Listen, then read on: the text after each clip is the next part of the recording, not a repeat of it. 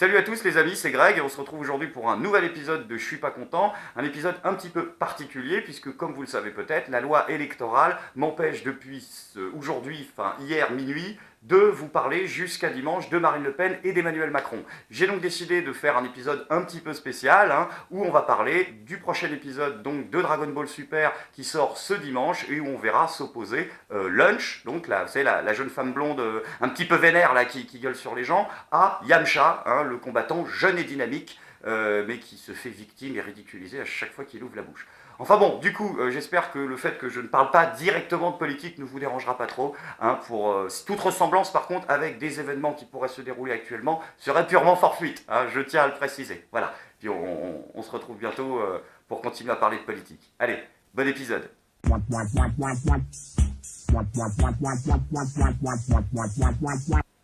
je suis pas content. Il y a Philippot qui s'est pris une House of Cards. Ouais, une House of Cards. Ah bah c'est la même chose. Le mec qui est dévoué corps et âme à son président, et puis 2 jours avant les élections, il se fait remplacer pour être futur numéro 2 par un autre mec. C'est comme ça que la série commence. Voilà, par contre, je suis pas sûr qu'il y aura vraiment un épisode 2. Et franchement, Lunch, faut que tu te calmes. Déjà, tu poignardes ton père, maintenant tu poignardes ton principal conseiller. Là, le Front National, ça commence à avoir un petit côté nuit des longs couteaux. Et franchement, ça se fait pas pour Philippot quand même. Il était dévoué, le pauvre garçon. Attends, 5 ans quand même. 5 ans qu'il se tape toutes les matinales de France Inter. Et vous lui faites ça. 5 ans qu'il se fait traiter de nazi toutes les semaines chez Cohen, de SH chez Aziza tous les mois, et qui finit l'année chez Laurent Ruquier à se faire traiter de PD. L'autre, quand il rentre chez lui le soir, il a besoin d'un petit massage. À un tel niveau de dévouement, ça méritait des indemnités de guerre. Ah si, le dossier peut se défendre à la haie, je pense. En plus, c'est vachement con ce que tu fais là, Lunch, niveau stratégie. Oui, parce que là, c'est le moment où ils sont en train de repositionner le FN vachement à gauche, tu vois, pour séduire chez Mélenchon, chez les socialistes, tout ça. Alors, c'est con comme choix, parce que, une femme présidente de la République, un Premier ministre PD, tu réalisais le fantasme du Parti Socialiste depuis 50 ans.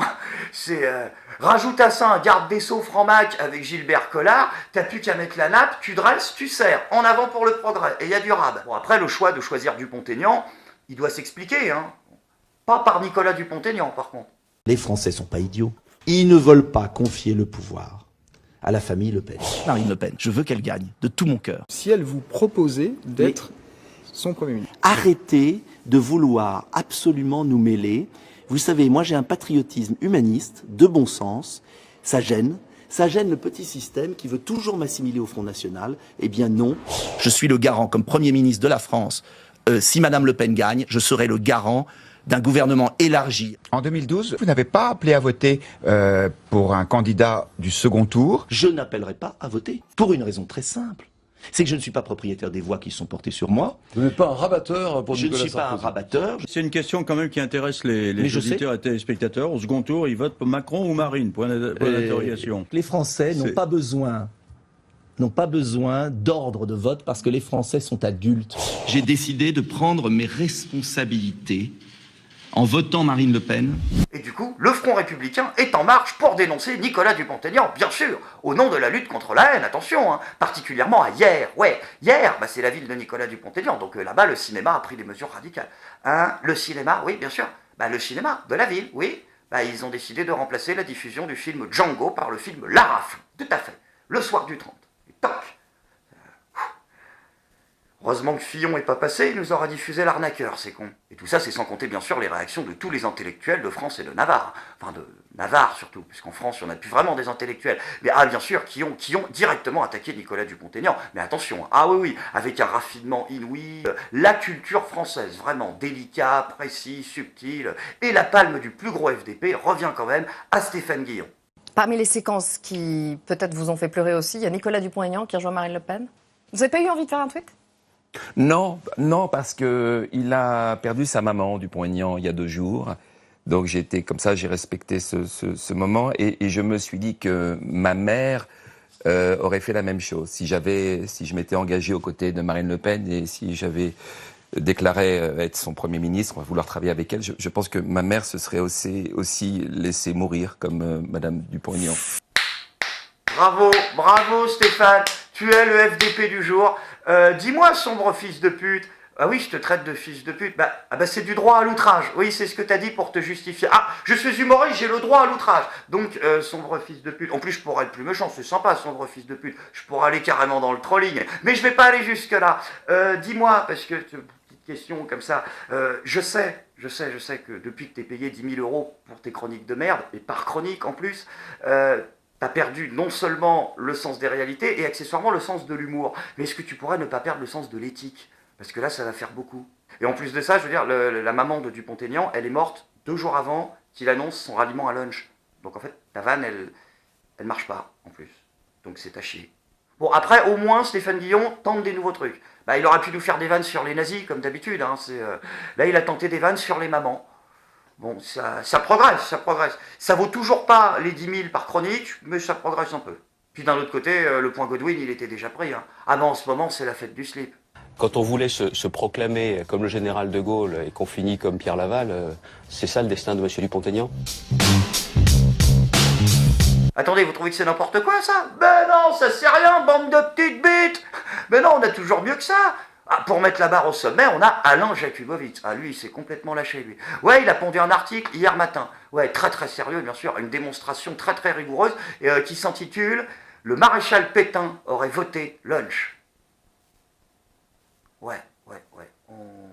On fait ce qu'on veut avec l'histoire de France, alors c'est ça le jeu, Camoulox, on fait, hein, Napoléon aurait voté Fillon, Albator aurait voté Mélenchon, à ce niveau-là, en fait, on fait ce qu'on veut, c'est ça l'idée, quoi. C'est complètement con, ton truc, on peut pas savoir pour qui aurait voté le maréchal Pétain, ça n'a aucun sens, c'est...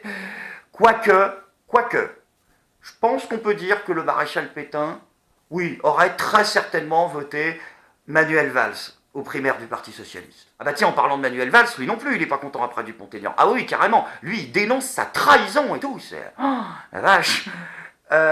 Manu, c'est pas crédible, je veux dire, toi qui dénonces la trahison, c'est comme, je sais pas moi, Philippe Poutou qui dénonce l'ISF. À un moment, c'est pas possible. Et je te laisserai pas mettre le jingle de la carte kiwi. Et puis ton passage, là où tu dénonces les ambiguïtés de Mélenchon. Arrête Manu, calme-toi. Laissez tranquille Jean-Luc Mélenchon. Foutez-lui la paix 2 secondes, là, c'est pas facile pour lui en ce moment. Ah bah depuis que le premier tour est fini, il collectionne les emmerdes, l'autre. Hein. Déjà, il est en procès avec le Parti communiste. Là, il va se prendre un procès maçonnique. Et oui, c'est parce que Jean-Luc Mélenchon va se prendre un procès maçonnique du Grand Orient de France. Bah, c'est un procès en interne, en fait, parce que Jean-Luc Mélenchon, il est au Grand Orient de France. Bon, il fait ce qu'il veut, mais du coup, bah, le Grand Orient de France va faire un procès maçonnique interne contre Jean-Luc Mélenchon pour appeler à des sanctions. Parce qu'il n'a pas appelé à voter pour Yamcha. Tout à fait. Ouais, bien sûr, c'est pas censé être une organisation apolitique, la franc-maçonnerie, à la base. Je veux dire, pourquoi vous lui faites un procès à l'autre? Parce que c'est notre procès. Je veux dire, non, y a pas, ça se tient pas. Les constitutions d'Anderson, elles sont claires. Normalement, on parle pas de politique en loge. Donc, voilà. Hein, et les bonnes mœurs, ça ne concerne pas du tout les choix politiques.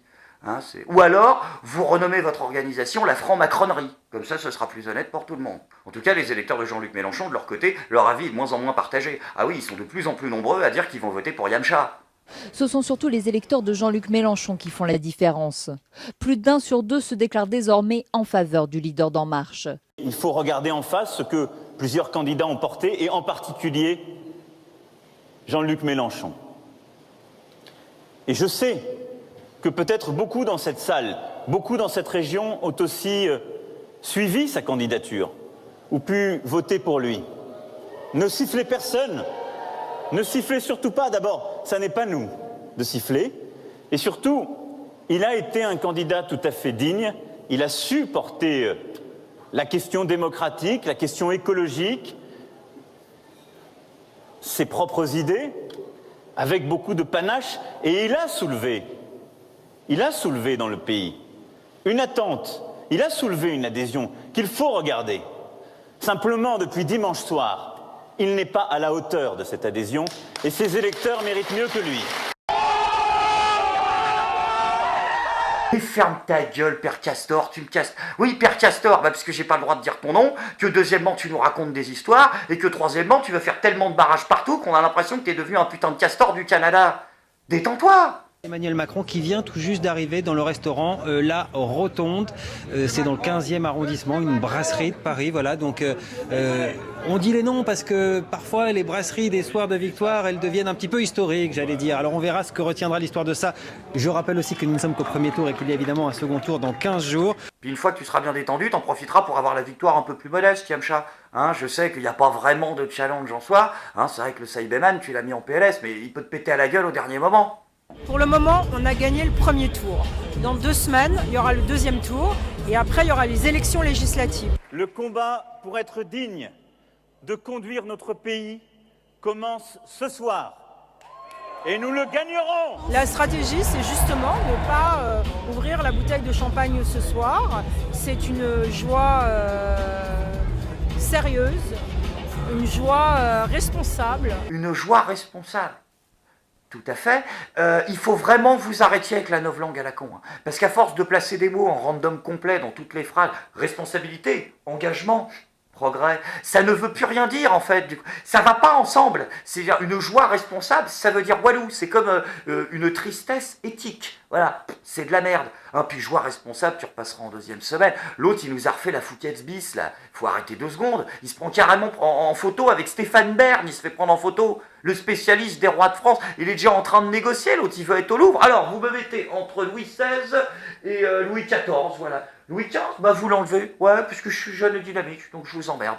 On nous parle d'une grande soirée pour fêter cette victoire du premier tour. On a l'impression que pour certains, la victoire au deuxième tour est déjà assurée. Ne pas ouvrir la bouteille de champagne ce soir. L'ambiance est clairement à la célébration ce soir, ici au pied de la Tour Montparnasse, dans cette brasserie. Ne pas ouvrir la bouteille de champagne ce soir. Mais c'était pas évident non plus qu'il soit en tête au premier tour. Enfin, j'ai quand même parié une 50aine de bouteilles de Magnum, seulement les gens ils veulent pas payer à la fin. Une 50aine de bouteilles de Magnum, j'ai dit qu'il sera premier au premier tour. Ne pas ouvrir la bouteille de champagne ce soir. Après, ce qui est chiant, c'est que j'ai pas le droit légalement de vous parler du programme de Yamcha, donc je peux pas vraiment aller plus loin.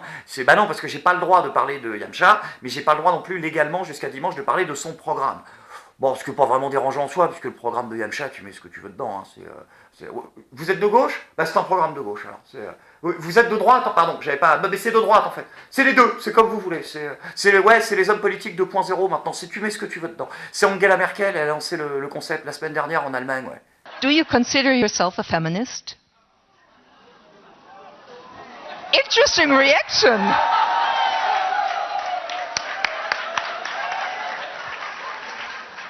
Ehrlich gesagt,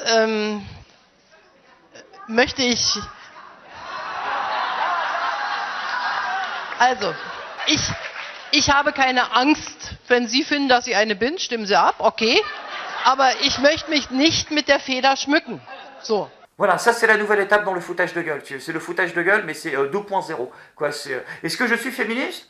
Bah je sais pas, et vous ? Oui. Vous êtes féministe ? Vous êtes militante ? Ah oui. Ah bah comme moi, pareil alors. C'est vous n'êtes pas féministe, vous avez...